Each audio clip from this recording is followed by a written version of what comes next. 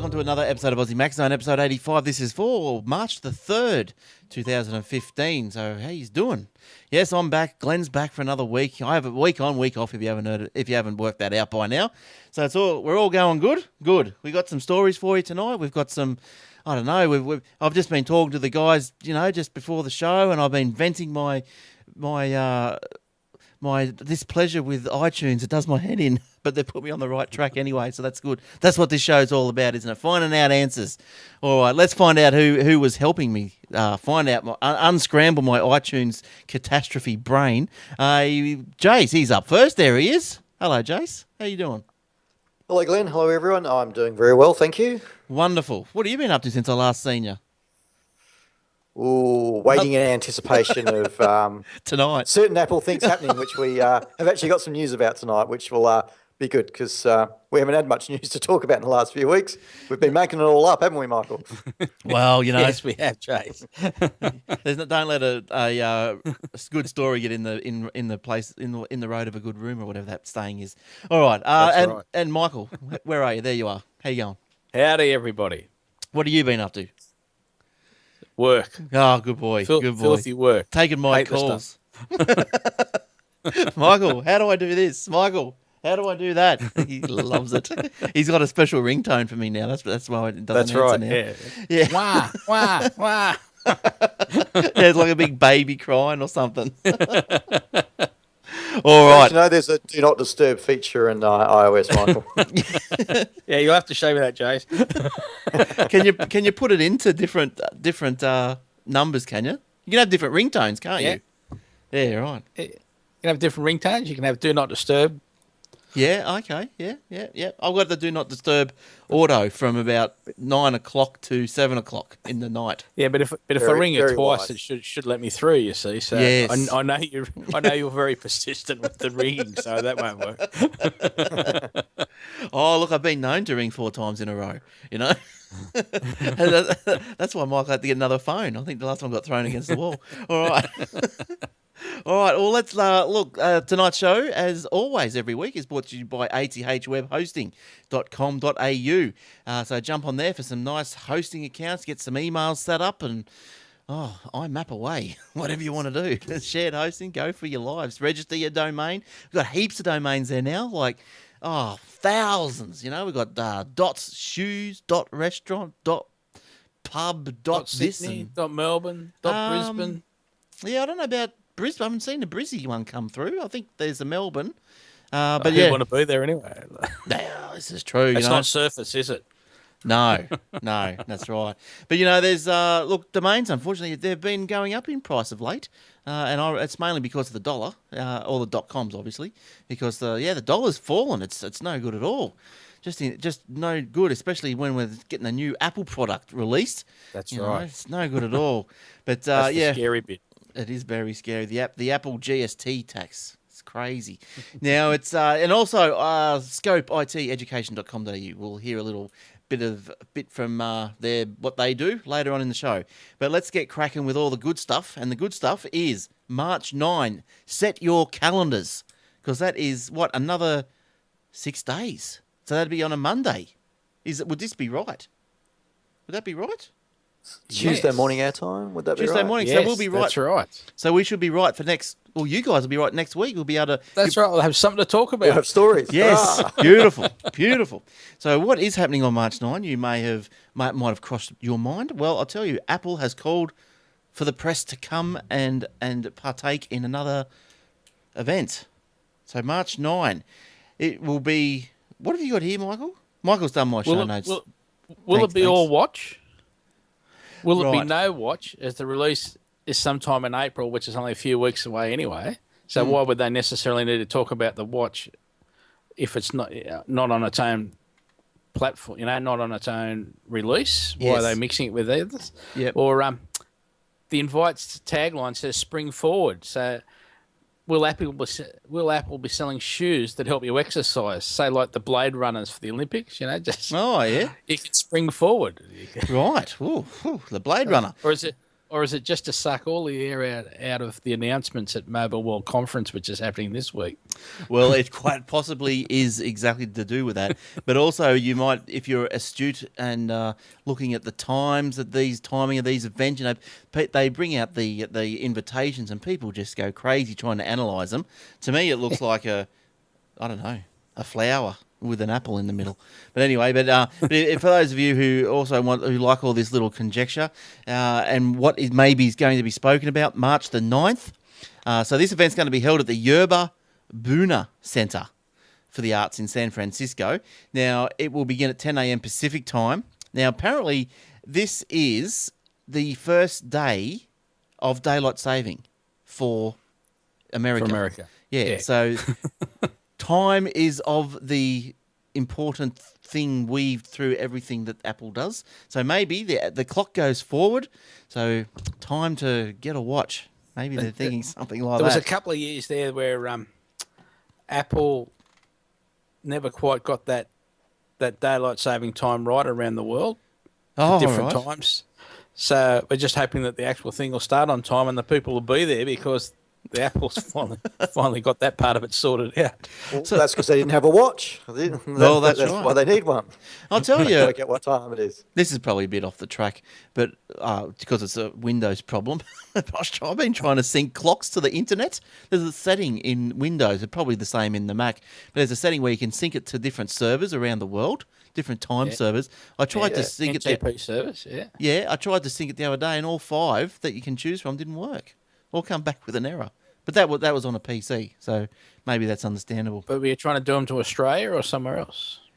No, this just goes to some internet clock, and then you just choose. There's your lots region. and lots of internet clocks. Well, we only have a choice of 5 on Windows.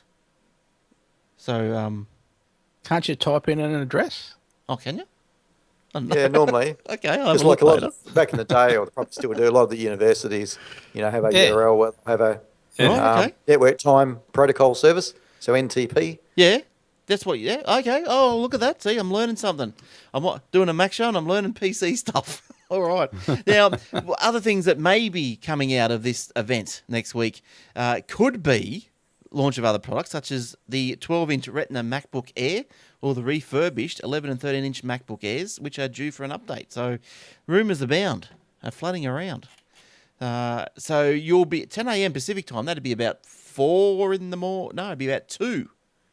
No, it'd be about 4 in the morning.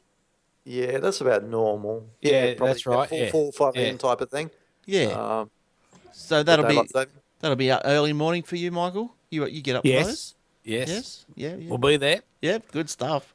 All right. Well, you'll be well versed and to tell us all about it. I'll have to listen intently to next week's show. All right. Did we have any more about that one? That was pretty much all there is to that, isn't there? So next Monday. I guess it's all the speculation. They've been building a tent down the side, which is what they did last time. So putting a tent up. Yeah, they built like a display area next to the Urban Buena Center because it's not big enough. Like they want to have the announcement inside of whatever it is, and then outside they have an area where people can go and touch them and things like that. So they had the demo area last time. What I reckon there is the Apple cars ready, and they're going to have all the Apple cars parked out there. There you go. No one would be predicting that, would they? Oh, no, they wouldn't. Geez, wouldn't that just blow the world apart? I think we got a story about blowing worlds apart later on. Yeah. Look, I would think that they are going to. Go through the release of the Apple Watch with, we know, well, actually we don't know the date. We know the time frame, which should be late April. But I reckon they'll come up with, similar to the iPhone events, with the date and probably the pricing. Because again, the only thing they've said at the moment is around the Sports Edition, which is going to be the cheapest one, which I think is around $349 US. So we should find out around the Apple Watch, which is the middle one, and the edition, which is the one that has gone from 5,000, 10,000, 20,000. It's anyone's guess with that jewel encrusted one that's meant to be coming. But I think there'll be some more certainty around dates and features and pricing and which countries are getting it. Yeah. Yeah. No, they have said it's not going to be exclusive to the US, so I guess that's positive news because I would gather, if the iPhone releases or anything to go by, that Australia sort of is on the normally in the top The list. top of Yeah. the list I- around other countries. I did see a story that suggested that Australia was in the list. Yes, so I'd say. it Yeah, would so be. we would obviously hope that. Now, with these gold ones coming out, how do you reckon? How would Apple price those? Like, would they price them just with a markup of the price that they paid for the gold? Will they try and foresee what the price of gold would be, let's say over the 6 I- months, and charge? You know, like how would they do Well, that? well, based on how much the thing's meant to weigh, even if it was the band and that was solid gold, I think estimates are based on current gold pricing somewhere between $900 and $1,200 US worth of gold. So I don't think it's just based on the fact that it's gold. It's going to be around it being exclusive, around there being probably limited number. So it's probably The biggest, anyone's guess as to what they charge. Because 4 to people 5? will get it Yeah. because the if there's biggest. a $10,000, not many people are going to have it. So Oh, that's right. The biggest Well, question, well- the biggest thing I'm looking forward to is after the release, like not next week, but after actual release, is I'm looking forward to that guy. Will it blend? I need to know if it will blend. So I'm hanging out for that. I don't know how gold. I might do the sports edition. I don't know he's going to be doing the The edition. gold. Maybe will it melt? Someone's got to melt one down, haven't they? Sooner or later. Yeah. Take it to a gold bar. Well, There's a couple of challenges I see working out the pricing is, people are saying, oh, well, if you're trying to have a high-end watch and we're competing against other high-end watches, then we can charge, like they say, 10 grand. But the problem is the 10 grand Apple Watch is sort of, I'm thinking maybe a 2 or 3 year watch, right. because it's going to have the battery serviced and it won't be a straight just take it to any jeweler and get the battery swapped out. It'll be more than that. Plus the upgrade chance, the opportunities. My watch is nowhere near the same. It's only got three servos in it instead of 15, which is what might be in 3 years' time. Whereas if you buy a Tag Heuer or one of those sort of watches and pay 8-10 grand, I'm expecting a lot more than 2 or 3 years out of them. Yeah. Well, so do you think maybe in 2 or 3 years, maybe they're just going to have something? Well, we'll just, just scrape the guts out of the existing one and just put the new one in. Yeah, well, you'd think that if they were... Something. Sub trade-in program or exclusive club or something like that, where there's the ability to, I guess, retain the investment in the in the watch. Well, you'd have to. They wouldn't sell if it was not going to be like that. So they obviously got something planned, and it's probably all going to be revealed. Yeah, that'd be interesting to find out. Exactly. All right, now, Jace, you got a story about Apple's launching something else. Yes, so they've got a worldwide shot on iPhone 6 ad campaign. So that's coming out on, I guess, in print media, so around magazines and billboards. And it's, as it would suggest, a campaign entirely shot using iPhone 6. And I think similar to something they had a couple of years ago where they did something with a video. This involved 77 photographers, 70 cities, 24 countries. And it's, I guess, their latest marketing campaign that's launching now. Now, I don't think, because I read a bit of that, I don't think there was one in Australia, though, was there? I didn't see any. I saw, you must have had the same story. So it's got including US, Canada, UK, Thailand, Malaysia.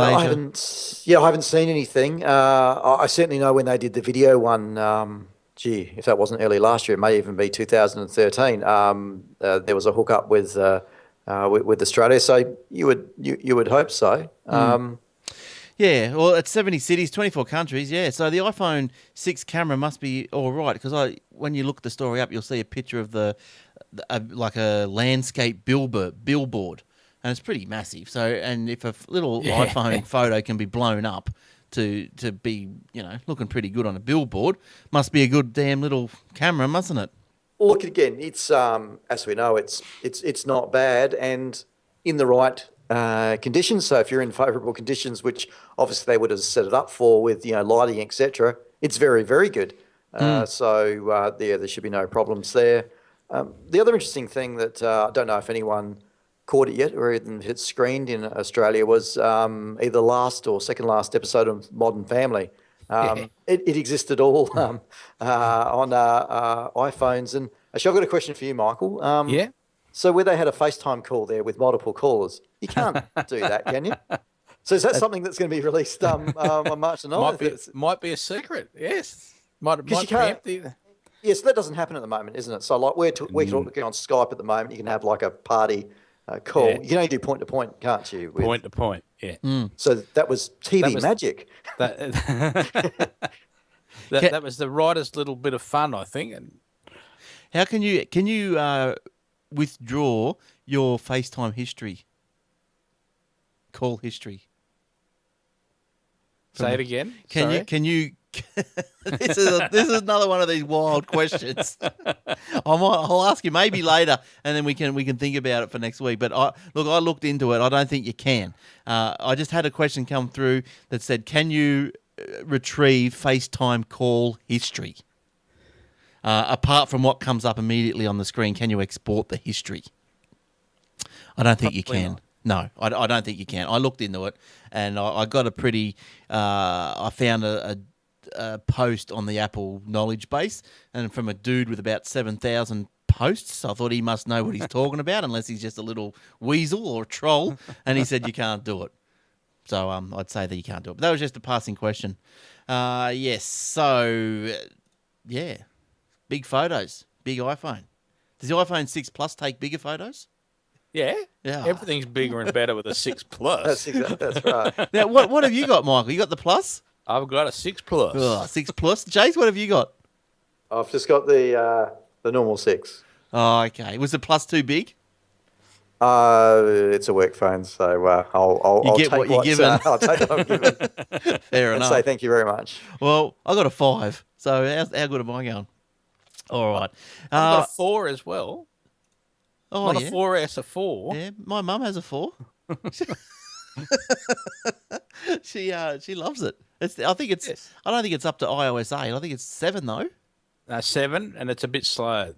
Yeah. Gets a bit. The podcasting app gets a bit slow. Oh, okay. Well, she doesn't do podcasting. She just does time. Doesn't which she listen to her beautiful son all the time? No. That's a no. All right. Well, something else that you might have seen through the week, and Michael's going to tell us all about it. It's probably it's not a very good PR job on for Apple. This one, is it, Michael? No. It's the ABC last night on Four Corners aired a BBC show which was aired in England in December, and it gave Apple a bad rap, but Apple's brought out the same, I think it's the same statement they released in December, which reads, Apple is dedicated to the advancement of human rights and equality around the world. We know of no other company doing as much as Apple does to ensure fair and safe working conditions, to discover and investigate problems, to fix and follow through when issues arise, and to provide transparency into the operations of our suppliers. We are disappointed that the ABC has chosen to broadcast such an irresponsible and misleading report. As we told the BBC, the program misrepresents the current conditions in our supply chain. Additionally, it turns a blind eye to the many ways in which Apple protects workers' rights and the significant improvements we have made on behalf of millions of workers over the past decade. We encourage ABC viewers to read the facts about Apple's commitment to workers and how we promote responsibility in our supply chain and empower workers through free educational program. And these details are available at apple.com/supplier responsibility. Yeah. Now with the because I've got halfway through that because I didn't know that was on until I saw your little show notes. I thought, oh, geez, I'm going to go and iView that. So I got halfway through it, and yeah, they're sort of not. Look, they're not painting a good picture, are they? But on the same hand, like I suppose, look, Apple doesn't own this factory, but I suppose they do push them hard enough so they know what sort of goes on. But there's one thing here, the letter that was sent to the BBC, and who was the guy that wrote it from Apple? It was Jeff Williams, who's the Senior Vice President of Operations.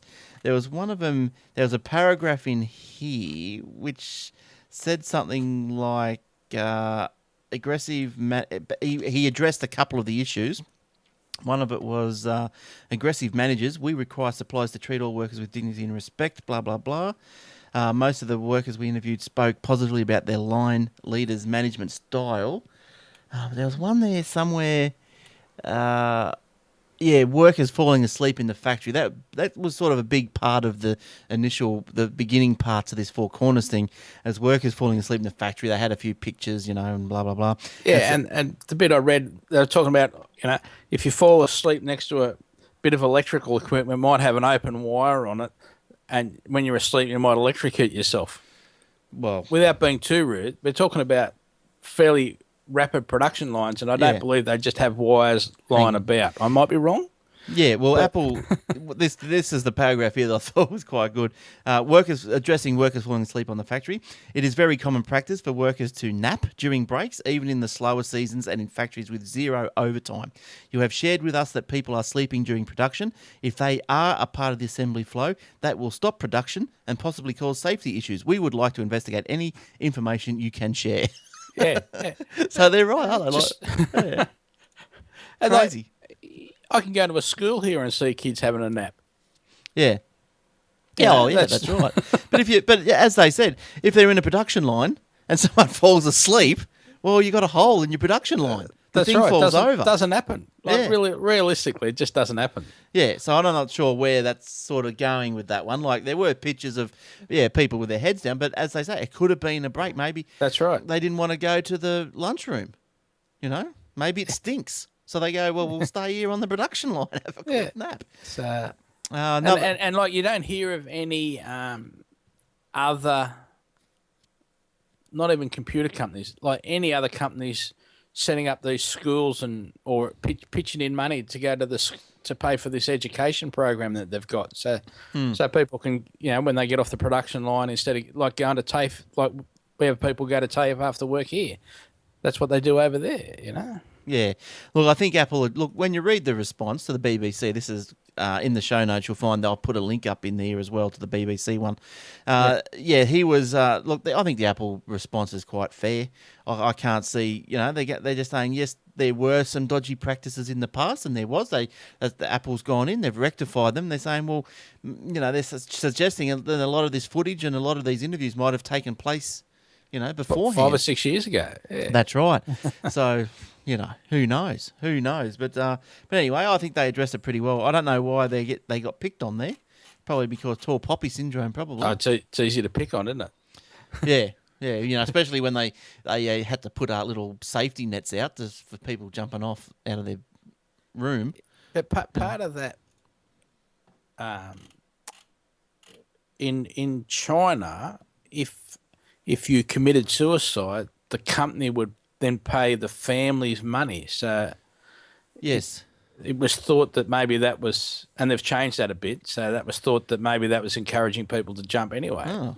Would you do that for your family, Lyle?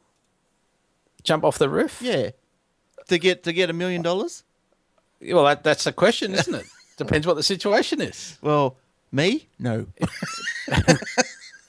No, if I can't spend it, no one else is touching it. They're gonna get any. I'll bring that up with her when I see her. Yeah. Oh, she knows. She knows. You won't even buy her a new phone.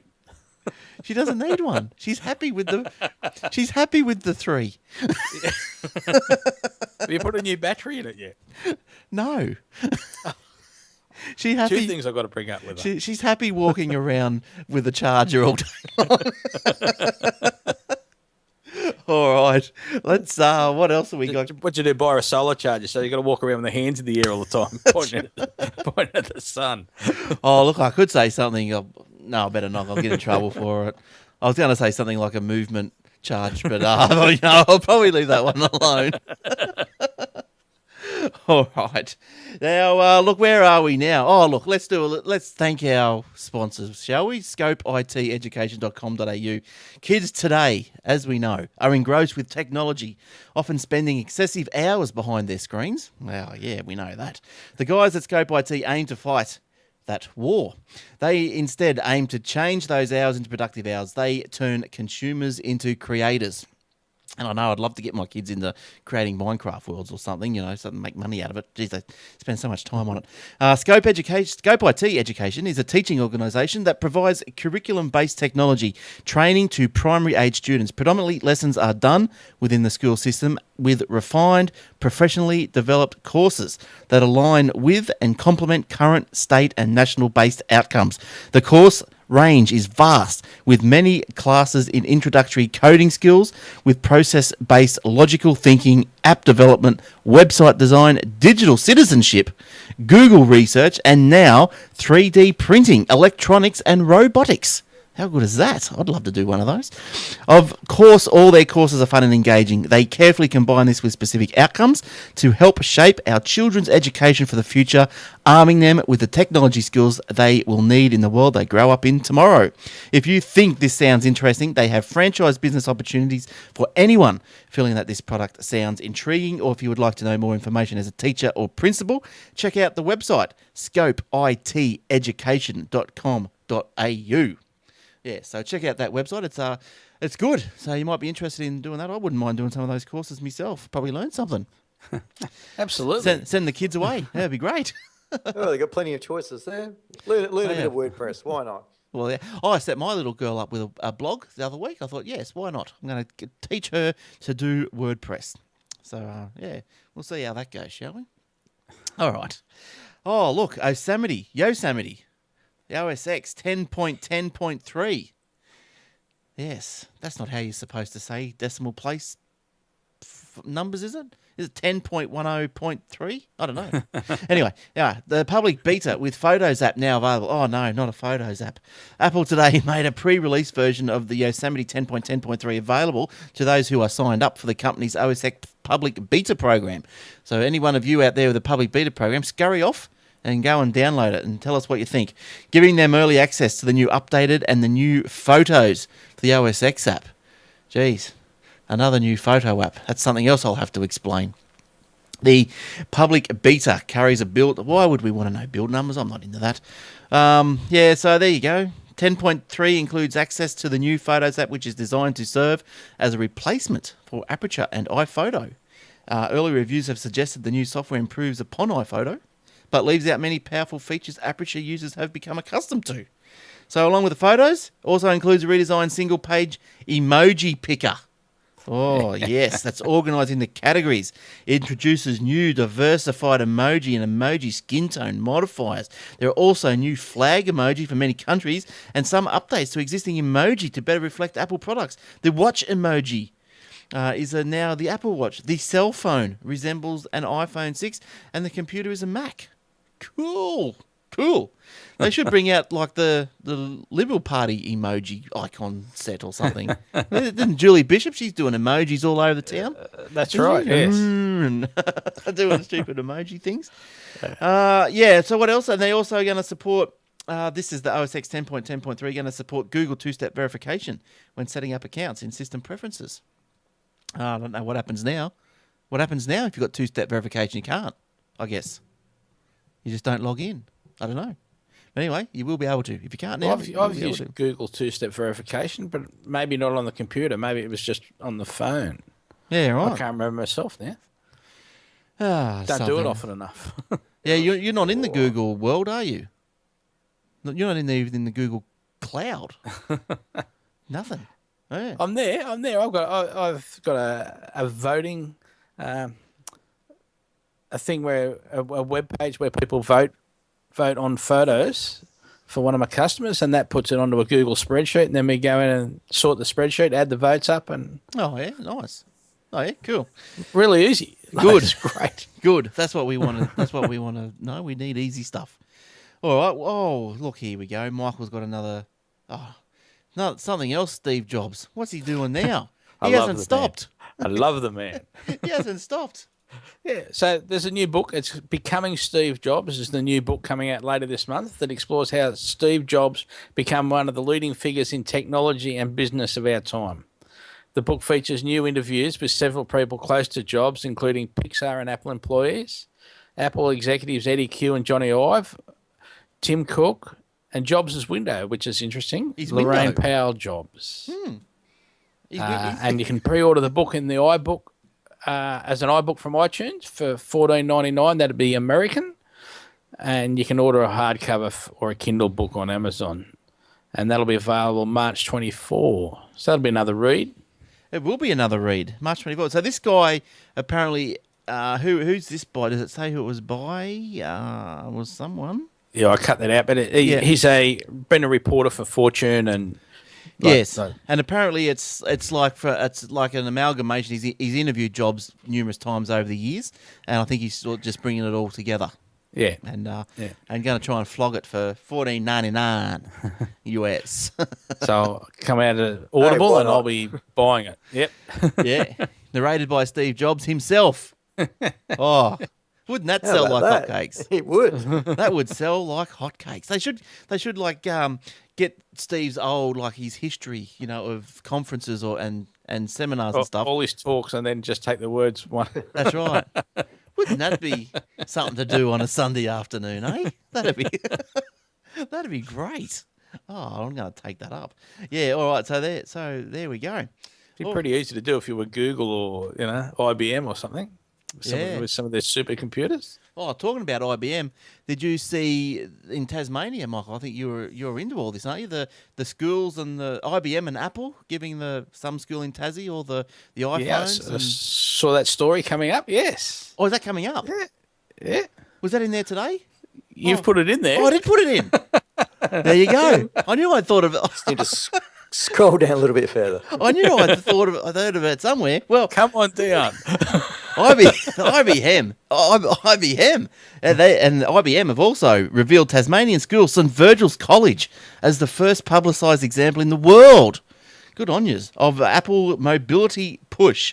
IBM has deployed 550 iPads, 900 licenses for FibreLink MAAS 360 mobile device management software. You've had a play with that, haven't you, Michael? Yeah, and just they put you sign up for it and have a quick look at it, and then you get about 400 emails a day. Asking you to look at different things. Oh, what, as in like bug catch? Or... No, just saying, have you thought about this? What about this information? So did you enjoy the last podcast we did about, like the video that, did you see the last video? Yeah, right. Do you want to sign up for another couple of videos to watch that? Yeah. You love it. Email. Michael loves email. Send him money. Yes, that's why I've only got 150 unread messages now. Do you know, I'll tell you disgracefully, my wife on her phone, she uses the iPhone, the Mail app, and she's got it connected to Google. She is just about to clock over. You know how it comes up with a number in red? Yep. She's about to clock over, and I'll be interested to see if this does clock over to 100. Is she 100,000? She's got up there near 100,000. She just doesn't delete stuff. Doesn't read stuff. Doesn't too many emails, son. Just doesn't do it. 100,000. I'll get a picture. It's got to be slowing everything down. Yeah, slowing down the internet. Yeah, and then she wonders why she's got to run faster to charge the phone. I don't know. Got no idea. But anyway, going back to Tasmania, these devices are the management software. So they've deployed this mobile device management software to cover both new and existing tablets at the Northern Hobart Boys School. According to IBM, the mobile device management software from IBM brand FibreLink allows the school administration to centrally provision wireless access, app deployment, email setup, security, and document distribution. Sweet. St Virgil has both primary and secondary year pupils and will use the MDM, as it's known in the behind the bike shed, MDM. That's right. Yeah, yep. Group management features in order to monitor anything deemed inappropriate and control device settings. Lucky Michael had an MDM device when he was at school. It would be just blocked, be bricked, be gone. Be gone. You wouldn't be able to use it. That's right. All right. So that's a pretty good idea, isn't it? Device management software. Good. Yeah, well, I'm actually using Apple's own mobile device management software. And it's so far it's working all right. Took a little bit to set up, and we are only talking 40 devices, not 900 it's 900 licenses. So it'd be 550 iPads plus whatever else they got. Plus you can do your Macs as well. So yeah, nice. That MAAS software, that'll actually do Windows machines as well from memory. So. Oh, right. And Linux boxes. Oh, really? Yeah. Is that? Can you say how much does that cost to sign up? Something like $50, $60 a machine per year. Oh, I won't be doing that. Might even be might be $100 a machine per year. But Definitely won't be doing that. All right. Not on my poultry podcast wage. No, never. And look, I've got another story. Let's do. I'll tell you what. Before we do that story, what else have we got coming up? We've done the book. I might as well tell you all about the AussieTechRadio.com because we all love it. It's 24/7 tech radio. So shoutcast servers, they just run 24/7. You know, just round and round they go. Where they stop, nobody knows.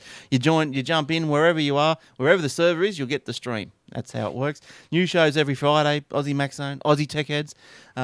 Just download. Away you go. Also, if you wanted to jump on the Facebook page, it's facebook.com/Aussie Tech Heads, youtube.com/Aussie Tech Heads. Paper. Oh no, what is it? AussieTechHeads.com.au/paper. There's a paper that comes out. Can you believe it on the iPad? Look at it. Best on the iPad. Twice a day the editions come out excellent. for free. Yeah, it's all for free. That's good. No wonder you're so tired all the time, mate. You work so hard. I know the things I do. The things I. That's right. Getting all those stories. Yeah, that's right. Yeah. Just pumping stuff out. Just Setting the print mill up and get the paper run going. it's so hard to get all those little letters into place. You know. Yeah. It's just hard. It's hard work. I dropped one on my toe the other day. So all right My now, uncle used to do that for a living. drop stuff on toes. No, put the letters together. All right, now look, the last couple of weeks, and I think we spoke about it last time I was on, and I heard you guys speaking about it last week. Michael's going to give away a MacBook 30-year reunion book. Now, before next week, we're going to work out what the competition is. Now, don't go overboard. So. Give us a month. There'll be one. We just don't know what it is. Well, it'll be so special. We'll have that 31-year reunion book going. We'll give it away for the 60th. It'll be worth double. Worth more than. That's right. It'll be worth double. Now have you've actually got this book now? No, not yet. Oh, when does it come out? It's still sometime in April. Okay, well, I believe, but you know, right. Okay, well, we might as well. Well, how about we wait until we get the book, yeah. and then you can show it. They haven't even showed us any like cover art or anything yet that I'm aware of. I was actually going to chase them up so I can try and get that and show people what we're getting. Now, listen, if someone surprisingly got Tim Cook, Johnny Ives to sign this book and send it to you, Michael, would you still give it away? I'd have to, because there's one. I'm getting two books. One's got my name already in it. Right. Oh, is that because did you buy it from the Apple store, so they engrave it before they send it? That's right. Right. Yes. Nice. All right. Well, so watch this space. Bear with us. There will be a book. We probably we'll flush it around first before we give it away. How's that? Yeah. All right. Now, Apple's ordered to pay $533 million for patent infringement. And that's because they were found that iTunes had infringed 3 patents owned by patent licensing firm SmartFlash. The jury, which deliberated for 8 hours, determined Apple had not only used SmartFlash's patents without permission, but did so willfully. We refuse to pay off this company for the ideas our employees spent years innovating, and unfortunately we have been left with no choice but to take this fight up through the court system, Apple said in a statement. SmartFlash sued Apple in 2013, alleging its iTunes software infringed its patents related to accessing and storing downloaded songs, videos, and games. Whoa, there you go. So they paid $533 million. That's right. I think, and Apple's been a bit of an advocate for patent office reform, haven't they? Yes. These patent trolls that their employees spent years. These guys don't make anything. I think they.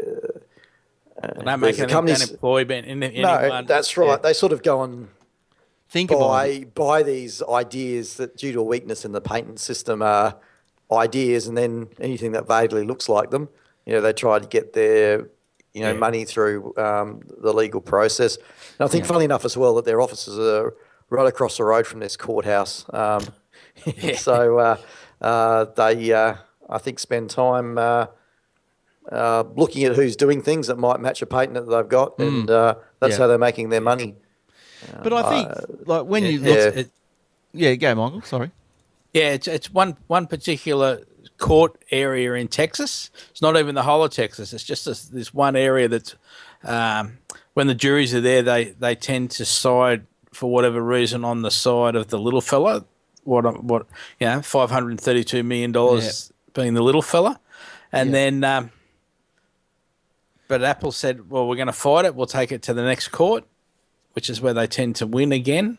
But also Smart Flash have sued them again now for products that weren't, say, the iPhone 6 and the iPad 2, because they weren't available when the first time they sued them. So now they're suing Apple again for more money. But this Smart Flash, like when you look at what they were sued for in May 2013, it was related to accessing and storing downloaded songs, videos, and games. Like, they must have gone into some detail. It must be like an exact copy of iTunes, you would imagine, that they've pre-thought iTunes. But, like, it's bloody crazy. That's like, I know Apple's for the first one to, run down to the patent court. Yeah, they're never out of it. But basically it is, you can't, everyone basically says you can't patent software because there's so many different ways of achieving the same result. Yeah. Like if I do it in C++ or C, I can, it's just how I type it, and I get the same result. Does that mean I can have two patents? Well, and because it's like accessing and storing downloaded songs, you would think that this is a pretty generic thing to do. So unless, I suppose, the only way you could patent something like that would be to come up with like so much detail, like say with, like iTunes, where it syncs to your phone or it syncs to a device and the way it does it and all this sort of stuff. You'd think I find it hard to believe that this Smart Flash or whoever they are were there first, really. You do find it hard to believe, but obviously they must have been. They won. There's also another one going on at the moment in India, because there's a company called iPhone, which is iPhone or something, and that company started in 2003, I think. So what amazes me, firstly, they're complaining, and it's like all these companies. How many companies have got the I in front of them but they only turned up after the iMac turned up in the first place? Yeah. Oh, yeah. Everyone jumped on the bandwagon, but they've been thinking about it for years. Yeah, and wasn't it even Apple at some stage is really going to go hard on the podcast, the term podcast.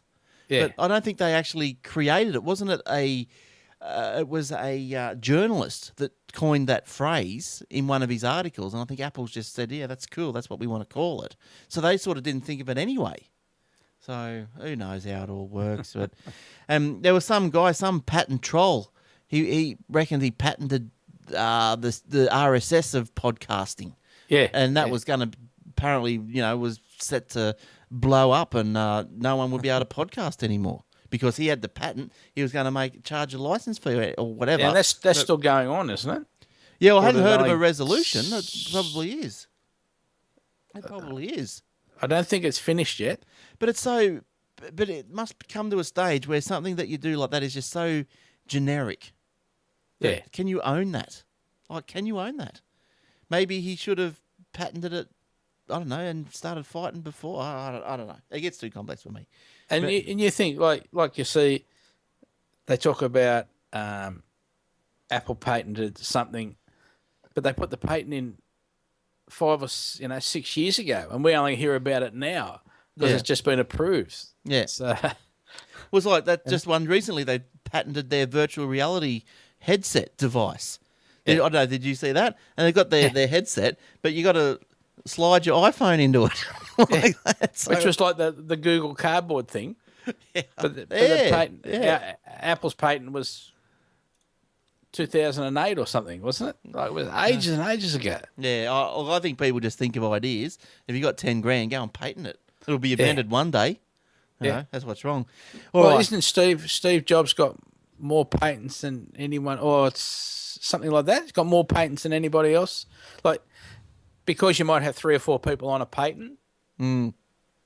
He's got his name, and then was and someone else and someone else, and then as he's been going around and around and around, he's probably got involved in the Pixar thing as well. Yeah, right.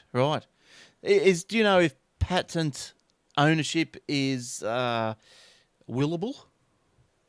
I suppose the worth. I wonder if that's is it willable? I wonder if you can do that. Well, it has a value, so it must be. Yeah, but would your name? That's it. Yeah. But would your name replace Steve Jobs? Would his wife's name replace his name on the patent, or is it just the value percentage wise? I think it would just be the value. Yeah. Yeah, interesting. All right, I'll tell you something. Michael's got something interesting to end on, haven't you? Yeah. Anything else, Jace? You've been sitting there quietly dozing off in the corner. No, I don't think so. I don't think so. I'm just dreaming of my Apple Watch. Yes. Hopefully, we'll have something to talk about next week. Oh, we'll we definitely have something to absolutely will. talk about. Well, hopefully both the Apple Watch and the updates to the MacBook Airs with the and the Apple car. Well, you need somewhere to put them into, don't you? When you need to drive off with all your goodies. Your Apple garage. If this Apple Watch comes out and it's good, there's a slight possibility I might get one. Did I tell you my reasoning the other week? Although if it comes out and it does what the Fitbit does, it tells you how fast you run or where you run or whatever and takes your pulse and all that. If it does all that, it might be worth doing. Might be worth it. Okay. But let's talk to our phone. Michael's got something to ask it. So just for fun, ask Siri, why are fire engines red? So we're not going to tell her the answer because that'd spoil the fun, wouldn't it? It would. We leave you with this question. Little task for everybody. So ask Siri, why are fire engines red? Yep. And she will tell you. She will give you an answer. She will, quite surprisingly. All right, good stuff. Well, brings us to the end of another show. So thanks to athwebhosting.com.au, scopeiteducation.com.au, and also thanks to these two gents. See you later, Jace. Thanks for coming in. No worries. See everyone next week with See you the next exciting time. news of the Apple event. Yay! See you, Michael. We'll see you next See ya. time. Thank you, everybody. No worries. And thanks, everyone, for downloading. Thanks, everyone, for watching on YouTube, if you watch us on YouTube or wherever you may catch us. We appreciate it. Send us some feedback. Email us, any one of us, at aussiemaxzone.com.au or go and visit the webpage, aussiemaxzone.com.au. Until next time, it's bye for now. Bye-bye.